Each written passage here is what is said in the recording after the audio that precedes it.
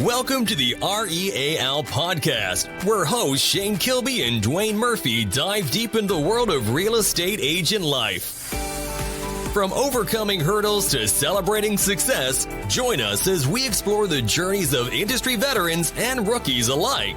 Get ready for bi-weekly episodes packed with advice, feedback, and mentorship from the best in the business. It's another episode of Real Estate Agent Life, R.E.A.L. I'm here today with a phenomenal panel. Can't wait, but I'm co-hosting with my good friend, Mr. Shane Kilby. From Sweet Home, Alabama. Don't forget Sweet Home, Alabama. And our thoughts are to the state of Alabama because they've just been getting rocked by storms like nonstop. So I'm Duane Murphy from Wisconsin. We're not tornado free, but we're not Alabama. So we'll take that. And today, I tell you what, I am stoked. So even though I know Bret really, really well, we both do, and it's always great when you can do this with friends. Who do we got today, Shane? So it is our brother from another mother, Bret Johnson, from the small market, the small bite-sized market of Phoenix, Arizona market, which is what last time I checked is like 100,000 agents in that market, Bret? We're at 83,000, gentlemen.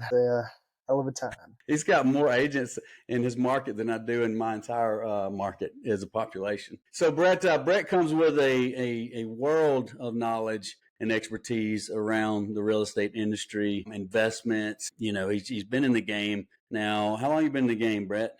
21 years been licensed. 21 years. 21 years, and recently made a big transition with his team over to R.E.A.L. And he is a happy father of two beautiful children and a beautiful wife. And we've had the pleasure of knowing Bret now, I guess, probably half of your real estate career. We met through a tech platform, Commissions Inc., I do believe. And we've built some really good relationships along the way. We're also part of some mastermind groups together, and we exchange a lot of solutions, a lot of help one another overcome a lot of hurdles in the business. And so, Bret, tell us a little bit about your backstory. What brought you into real estate? How'd you end up in this profession? Yeah, I got to think back that long, but I was at ASU right out of high school. Went out to Arizona State and enjoyed myself thoroughly there, but my mom had actually been a 30-year agent in Colorado, where I'm from. And so I'd always kind of enjoyed watching her put deals together, that, wheeling and dealing idea. And so I kind of knew going into ASU that that's really what I wanted to do for a career. So my mom had connected me with another agent out here that had some connections for, residential and commercial agents at the time. I wasn't quite sure what I wanted to get into. So my senior year at ASU, I was able to get an internship with Lester and Patricia Cox. They were my mentors. And they ran a big team, big business, both commercial and residential in the Tempe market where ASU's at. So I started there 2004 as an intern, ended up getting a license. They took me under their wing and worked, I think, about a decade with that team. Everything from just a lowly agent, obviously an intern to start. I ended up becoming a sales manager. Ultimately, I took over 2 locations as a designated broker and ran kind of a boutique deal at the time. We were kind of heavy into the REO markets and got my feet wet in pretty much everything at that point, obviously through the crash. And then in 2016, I kind of closed up shop on the 2 locations, took about 27, I think, agents with us to another broker in Mesa, Gilbert area of Arizona, and just started Realty Network Group, which was our current team. Was with Realty Executives there for all the way until last October when I took the team over to R.E.A.L Broker, and we've been there ever since. Enjoying it. So, full gamut of different things, but long career, I guess. So let me ask you this. So along the way, and this kind of a running joke, with several guests when we have these opportunities, and when's the last time that you've considered just burning it all to the ground? You guys know me well. I think that's the running tally, isn't it? What's the bet up to right now? How much money that I'm going to do it again? I think we're up to 750. Yeah, I was going to say. Yeah, I have a tendency to not to say I don't dislike change. I have no problem with it, and I think that's kind of the interesting part with real estate, right? We get to run these careers the way we really see fit. And that's what I love about being an entrepreneur. Our mastermind, the Lion's Den, is so cool to get to see, both of your business, for instance, big brokerages, lots of agents, the pros and cons that come with that. and then just kind of seeing what aligned with me. And I think the best part of this career is the ability to really find what makes you happy and what your definition of success is. And it's been really my goal the last probably 5 years to find that truly what is my big why, and just align my business to match that. And I think that's been the best part. So to answer your question, right now we've got 3 agents. I've got a dedicated admin. My business partner, Becky's with me 20 years. I was actually worked with her as the intern with Lester and Pat. And she's been with me ever since, my right hand, and really runs a great ship for us. So unique setup, but I'm sure we'll get into that here today as we talk. Yeah. I was going to say you had mentioned, right, the real estate industry, right, gives you the opportunity to just kind of create what it is that you want, make it look like what you want, find your happiness, right, in whatever model or version or whatever that may look like, whether that's right solo or team or a hybrid in between that somewhere, right, an independent franchise under a brokerage, under a cloud, whatever that may be. And the great thing I think with real estate as well, and you've proven it a few times, right, is that you can change directions, right? You can just say, hey, right, maybe this isn't quite what I'm looking for. This isn't quite what I want, right? I think I want to do, right. It's not making me happy. It's not filling my bucket, right? I'm gonna pivot and go a different direction. And you proved that you can do that, right? And you can do that a few different times and go, okay, what do I want this to look like? It's not what I envisioned, or maybe it's not what's truly making me happy. And life is short. Shoot, let's pivot. And I tell you what, I give you massive props. I know we give you some jabs. And no, by the way, I'm taking the under. Just keep that in mind when I catch that bet. I'm taking the under. But an honest reality of it, I give you massive props, for having the schwutzage, right? To like take and pivot and go, hey, this isn't what I want it to be. I'm wiping this dry erase board and I'm going to redesign this. And here it is, right? And kudos to you, my friend, for having the courage to do that and to, say, hey, if I got to do it more than once, I'm going to do it more than once. And massive props for that. I tell you what, most are too scared to do that. They would rather be miserable and hate life than have the courage to say, you know what, I'm gonna choose a different direction in the same path, same funnel, but I'm gonna choose maybe a little different direction and make this look a little different. And massive props to you for that. Yeah. So, and two things I want to mention. One, for full transparency for any listeners out there, like, don't let this guy fool you, right? Yeah, I've got a big, messy middle called a big brokerage and what have you. We've had lots of success. It's been a great ride. I have no regrets. It's not as profitable as I envisioned, but that's okay. I've taken a lot of equity away in other areas of the business, and it's created a lot of opportunities to have connections, relationship like this. But, and Duane, cut me off if I'm wrong. Like, folks, this guy right here is probably the closest thing to a guru as far as the X's and O's, the processes, the systems, and like, and we know a few individuals, but none any better at making those shiny nickels produce results, produce profit, produce revenue. Whereas a lot of times we're all guilty of trying to find ways to make life easier on our agents, because at the end it makes life easier for us. And we get this shiny nickel, we're all into it for a few days, and it's like a stack of toys at Christmas. On to the next one, and it just sits in the corner, collects dust, waters down ROI, waters down profit, and we may never use it. It may sit there and eat dollars out of our revenue stream for months, years. So this guy's awesome at that. And secondly, he's been in the business 21 years. If you heard there, his business partner is his admin, his right hand, and this is not his spouse, because I know personally this is not his spouse. And I would probably be willing to bet that from that long time relationship, that's probably been a big rock, a big anchor to his success and sanity in the business.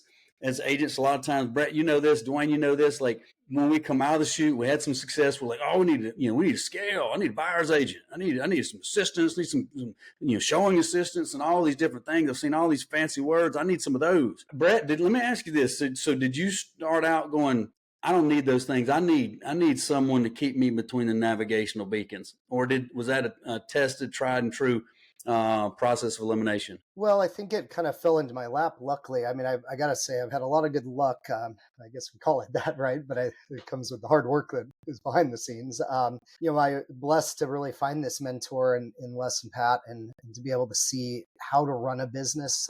Pat ran the operations. Lester was always the visionary. And, we were in coaching programs, different things. So I got to literally be firsthand witness to all the trials and tribulations of running a business from both sides, admin and from the marketing or rainmaker, if you want to call it CEO type thing. It was kind of that idea of the E-Myth, right? That integrator and visionary and realizing what I was best at and what I wasn't. And being an intern, seeing the operations side, I knew really right away that wasn't going to be my cup of tea. And I would need to have those type of people in place to really succeed. So luckily, Becky and I have been able to work together for so long. I mean, she truly is, so integral to our growth, to, really even finding our new vision and why we've made some changes over the years in this.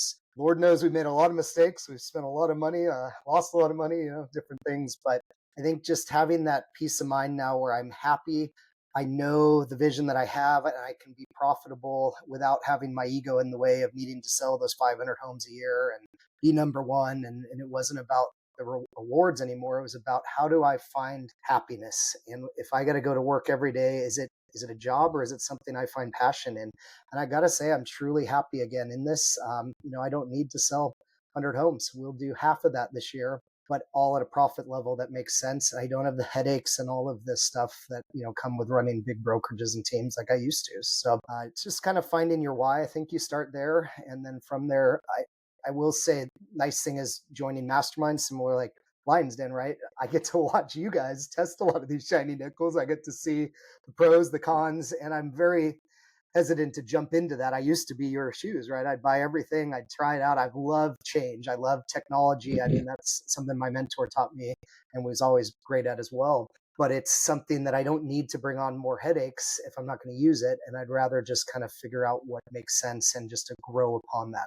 I guess just trial and error comes with that. But having that person in place, the number one hire was always got to be your admin, to answer that earlier question. And when you have that in place, then you can spend your time working on the business and really grow in those other areas, because nothing, slips through the cracks, I guess, in the back end. So speaking of business, right? And we'll stay in that lane. Man, 21 years. That's great, because Shane, you got what?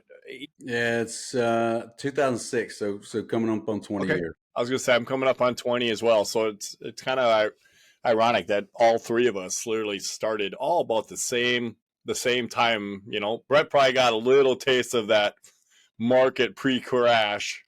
Whereas Shane and I pretty much all we got instantly was that crap sandwich almost instantaneously. Right. We didn't get really much of a taste of it, but so stay in that line of business. What would you, if you had to pick one thing, what would be your biggest success in business? Good question. Honestly, I think success to me is, again, having the ability to live the life on my terms. What I mean by that is, if I want to, yesterday I had my daughter's preschool graduation, right? It was at 12:30 in the afternoon on was that Tuesday, Wednesday? I don't know what day it is. Most people were showing up in their work clothes, their scrubs, they're having to take time off. I literally could set my schedule. I could be there for my family. Now, don't get me wrong, I work a ton, and my wife will say probably too much, right? And thank God she's an incredible mom and just the true rock of our family to be able to stay at home and take care of our two daughters and really support that and allow me to have this freedom to do it. Success to me is being able to live on those terms, right? If I want something, I have the ability to do it, and I don't have to report to somebody and take that time. So I think as far as business is concerned, is getting to the level where I got out of my own head and it wasn't the competition that I have always been taught. I was, don't look at me now, but an athlete back in the day. Like I'm very competitive, to want to drive and be number one and to be ranking, and and that has always driven me. And I think it was the realization, like, I don't need that anymore. If I can spend time with my family and go to those recitals or whatever that is, gymnastics, but still support them and have endless opportunity, like, that's what I'm looking for. And I don't need to sell more than 50 homes a year or whatever that is to do it and still have that life. So it's only been the last couple of years where I've really realized I needed to make some shifts and get out of my own paradigms, I guess, to find that. And so it's an interesting scenario. I've been through a lot of different ups and downs, and I've worn so many hats that I'm kind of refreshing to feel like, and we've talked about this off the scenes, but to feel like I finally found that passion again, I guess. Yeah, that's good. It's when that why falls into place, it begins to lay everything out just the way that you want it. Because at the end of the day, I know for me, early on, it was limitless hours I could work to make limitless income. And it wasn't income I was chasing. It was the flexibility and the freedom, to work 18 hours today and tomorrow, to take 3 days off, like we did this past weekend, right? You still got the 40-hour work week in the first 3 days of the week, and then recovered the rest of those days with very special people, the same people that wake up and everybody's angry because they don't have coffee and don't talk to me till I'm working on my laptop for 30 minutes with fresh coffee. So, but no, it's that freedom. It's that freedom. And when we teach class, they always want to get this out of the way, right? Like, who are you? Where are you from? What's your goal in this class? And why real estate? It's like, I like looking at pretty houses. I love watching HGTV. I want to be an interior decorator. I think I could do staging. All these things. It's like, well, we do see who's going to not make it very long in this business if they don't get that mindset right.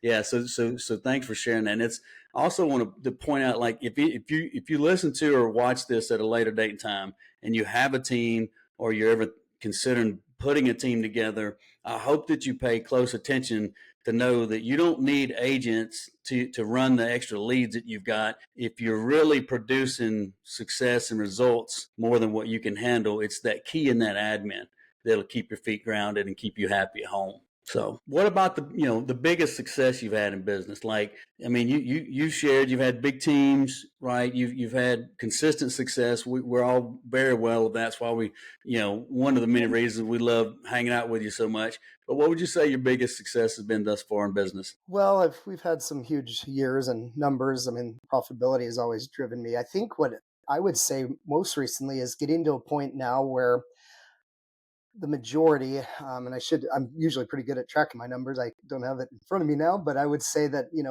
oddly enough, they always say around 70% as your referral and past clients. I've always run well over 85, as high as even 95%. And to get to that point where now I have the flexibility where I know there's business there. I don't worry about where my next deal is going to come from. There is predictability, but I don't have to chase the internet leads. I don't have to, constantly be throwing money at this stuff to get it. I can love on the clients that I have, our client for life systems, concierge programs. All of these moving parts are so plugged in and dialed in. And a lot of this is a testament to Becky's hard work to really build this to where I get to enjoy working with those type of clients, right? And those are the ones I want to do business with, are those people that already know, like, and trust me and are referring me, my raving fans, if you will. So I think my biggest success is being able to create a business now where I grinded on internet leads my entire career, right? And I built this business on that.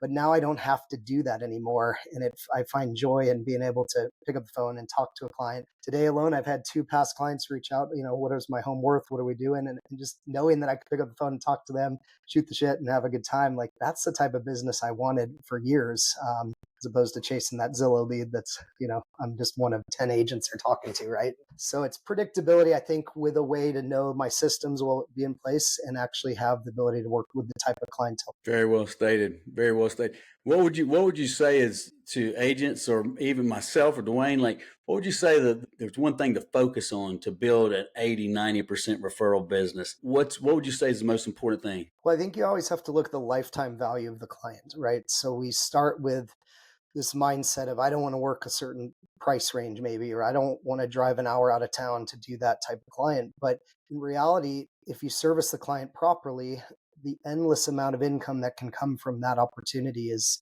what really drives me, I guess. One of my other masterminds years ago did a big study on the lifetime value out of Chicago. I think it was University of Illinois in Champaign. And they talked about what buyers and sellers were looking for, right? And it's information about obviously their homes and locations. But the number one thing was how little you may make on that first deal, but what that can correlate to. And we're talking millions of dollars in gross commission income from one small, in Duane's market, 250,000 or whatever it is, 100,000, and so I had my number one client and bought well over 100 homes from me, multiple sales, sold many of those, started on $1,000 lead back in the foreclosure days, right? And never even met with him. It was another lead that worked for him that I met with, who introduced me to him, and the rest was history. His daughter actually works with me now as an agent. So, who knows what can come from that? But I think what you got to do is get out of your head. I've interviewed agents over the years, like, I only want to work listings, or I got to only be in Scottsdale, our big market out here.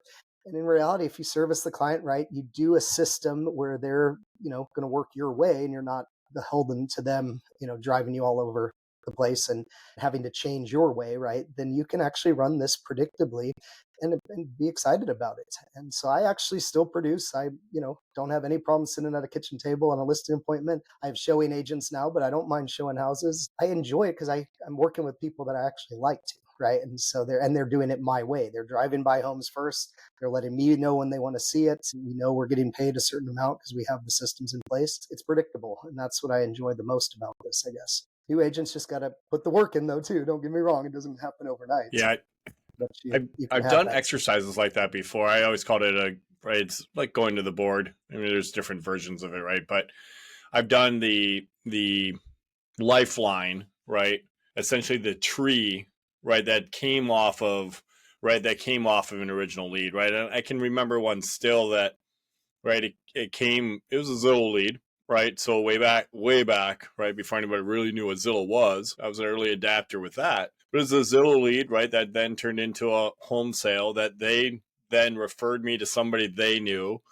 And then I helped them. And then, right, they referred me to someone else that they knew. And then the original one referred me to another one. And then, right, and I was able to, right, through the power of the CRM and just knowing my business a little better, maybe than I do now, right, I was able to like literally branch it all off and put all okay, well then this one came back around and, and I sold their home and then helped them buy another one. And then, oh, by the way, right, I was able to, it was like shocking. Like, and again, I'm in a smaller market, right? But it was jaw dropping when I'm like, look at that. I'm like, holy crap. Like I've made over $250,000 in commission, right? Just off of that one lead, right? That one prospect. So, lead's a nasty word, but that one prospect, right? Way back when, that I gave amazing service to, right? And then kept in touch with and the value of that. And it's still, that tree is still giving fruit today.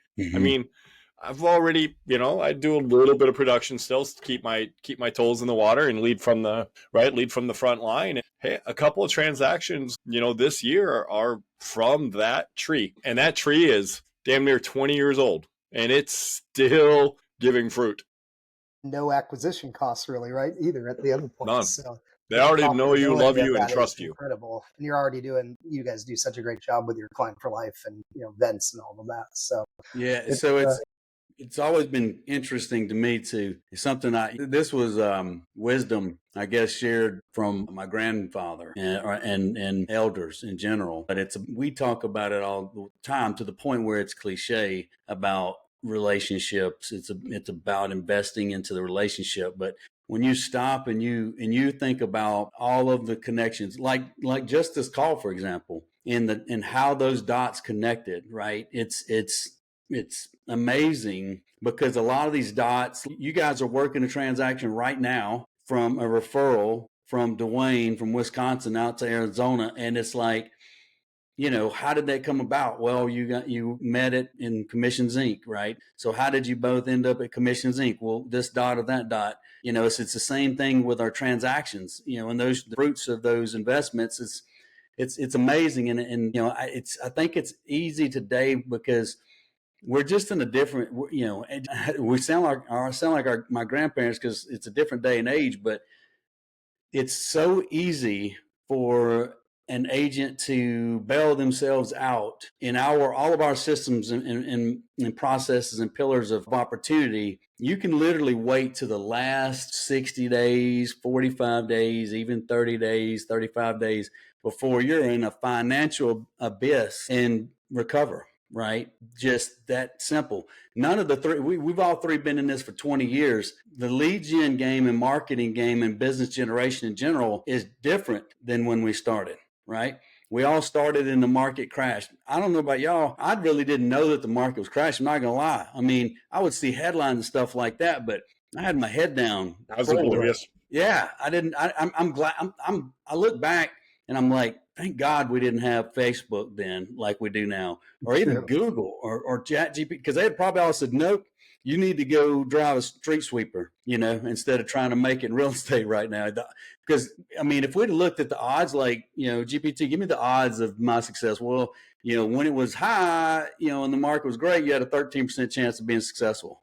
Right now that you're in the abyss of it, you probably have a 0.13 chance to survive this crash. So yeah, I've always liked to try to, from time to time, often reconnect those relationships, those dots, and hold that inventory accountable, right? Because what's the number? We've seen it. We all 150. I don't know how accurate that number is, but supposedly 150 contacts that know, like, and trust you, that you keep in close contact with, like, that's going to bring you all the business that you can handle in this business for the rest of your days. So let's switch gears a little bit, as my co-host likes to say. Let's switch gears and let's look at a different side of the coin.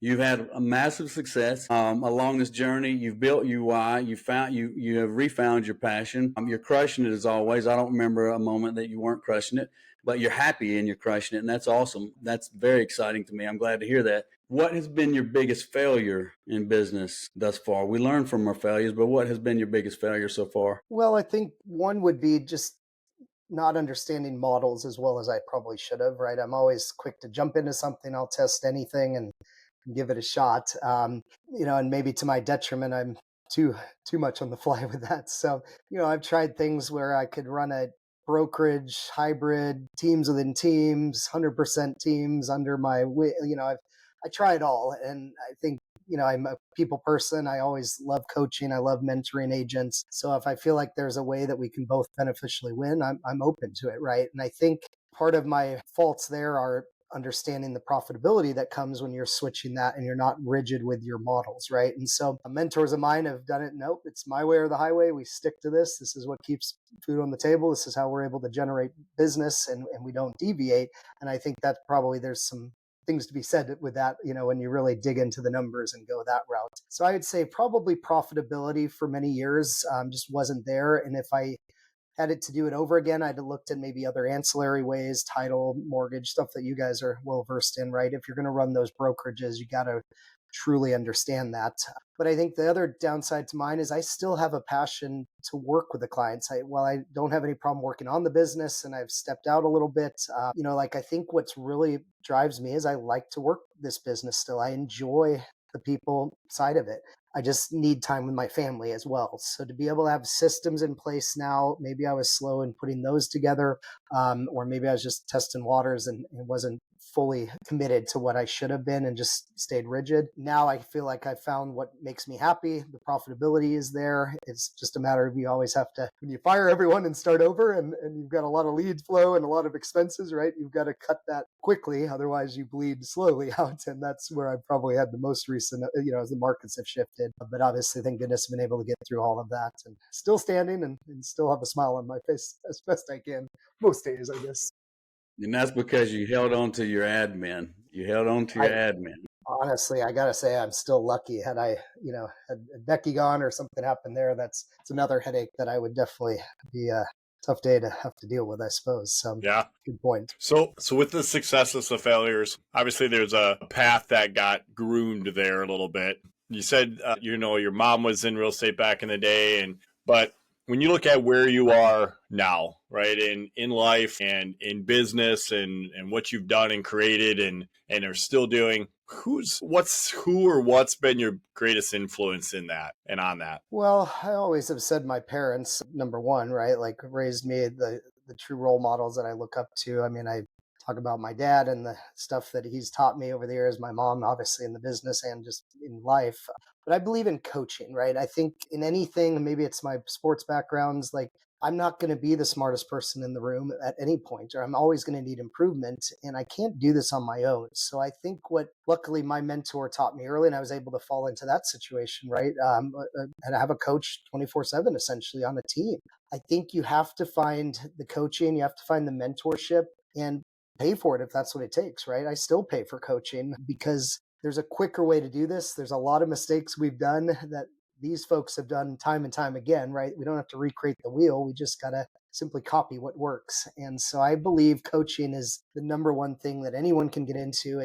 Even if it's literally using ChatGPT nowadays to help coach, right? At a free level, you've got to look at somebody that's got a proven system, something that you can align with and make sure it matches your type of business. Don't go doing cold calls if that's not what you're going to do, right? Find the mentor that's got the system. So honestly, to answer that question, many coaches in my life, I would say from life standpoint, my parents, number one, Lester and Pat are absolutely influential in my career. I would not be here today.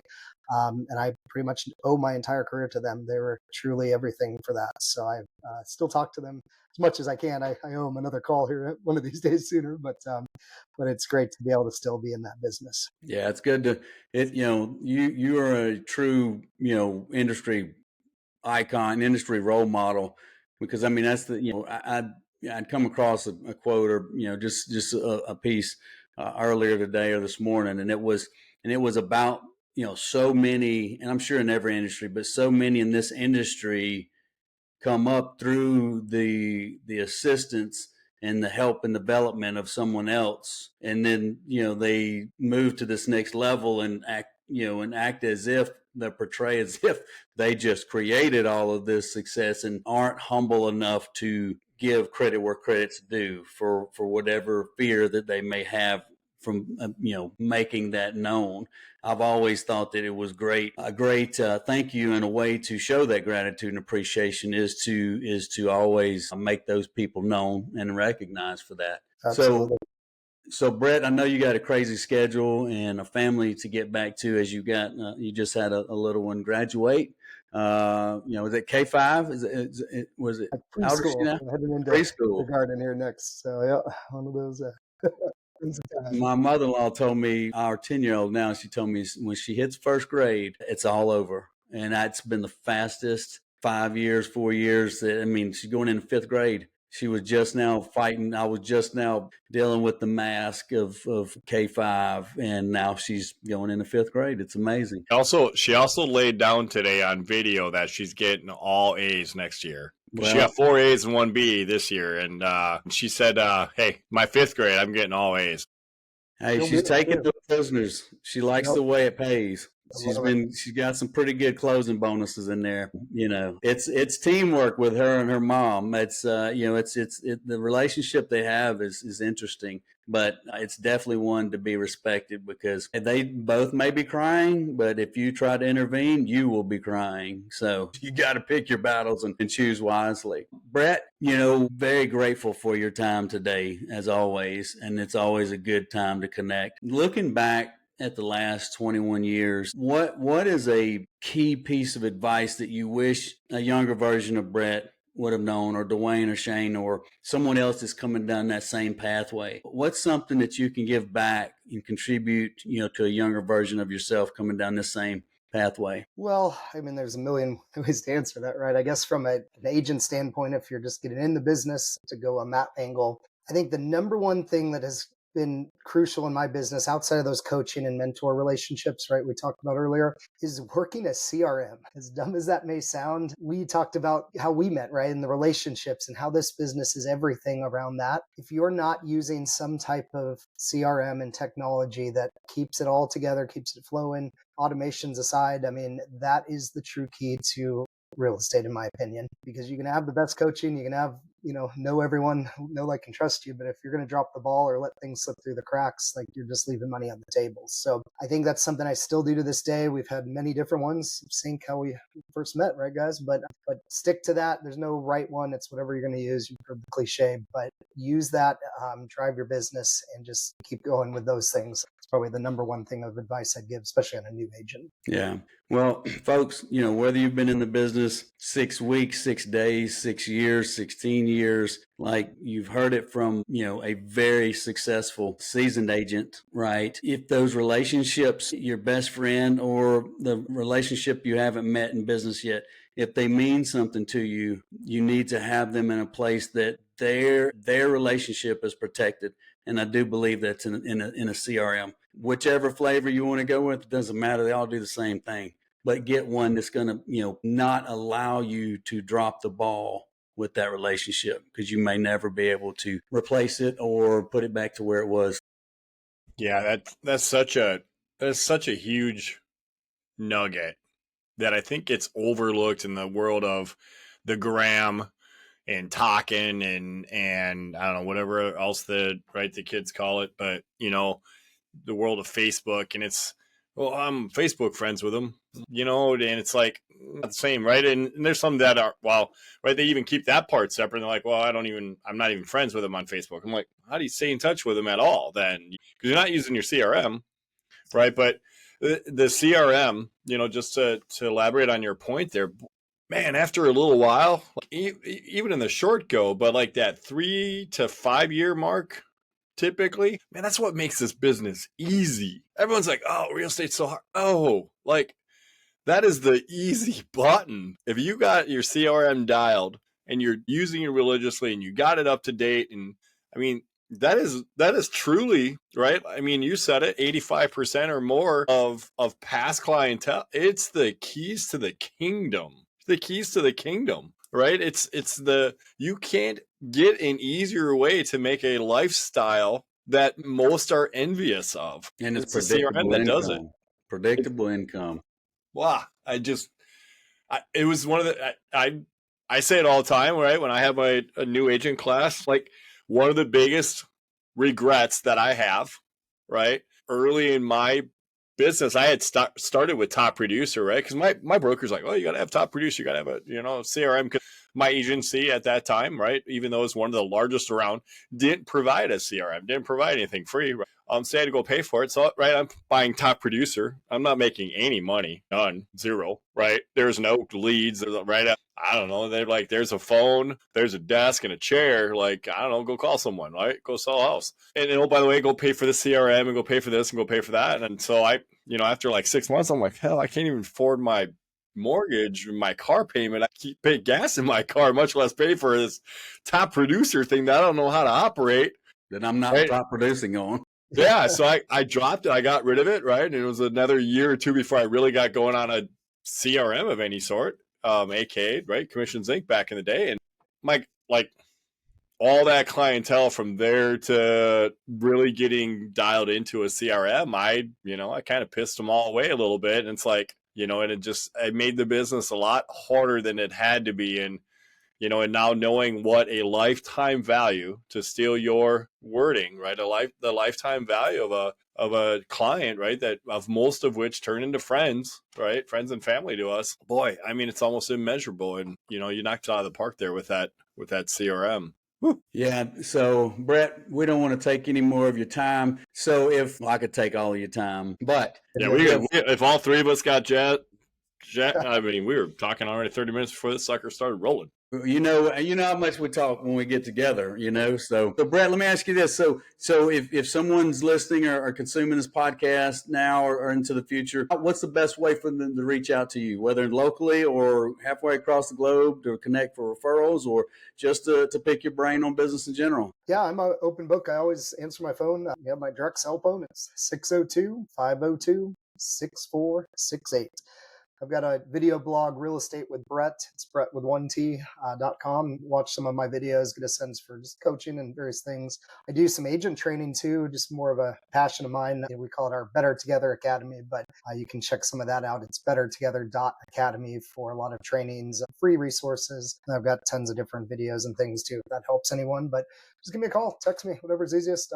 Always an open book, like I said, happy to help coach whatever I can do. So well, guys, it's got a 90. If they dig far enough, they can find some TV episodes, right? What's that? Oh, shit, yeah. Got a little HGTV back in the day and a few other things up my sleeves, I'm sure. So. But for real, he's carrying an 80 to 90% referral book of business. So if you're planning to hang around long in this business and be profitable without chasing skinny margins and being one of 10 other agents trying to chase down, hunt down, and sedate a lead so that you can get their signature on a contract, you might want to reach out to him. You might want to tap into that academy that he's put on and that coaching. Just a conversation, just a connection. Bret's a good person to know. Good person to know. Duane, take us out of here, my friend. Hey, I tell you what, we appreciate all of you that have listened to this episode, the rest of the episodes, whatever it may be. We truly, truly appreciate it.